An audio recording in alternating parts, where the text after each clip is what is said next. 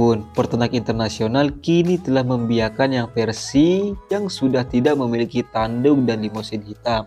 Gimana teman-teman, udah sedikit tahu kan tentang sapi limosin ini? Nah, berikutnya ini kita akan mengintip sejarah singkatnya dari sapi limosin ini teman-teman. Jadi, sejarah asal-usul sapi limosin itu begini teman-teman. Sapi limosin berevolusi di wilayah Perancis yang sekarang dikenal sebagai limosin.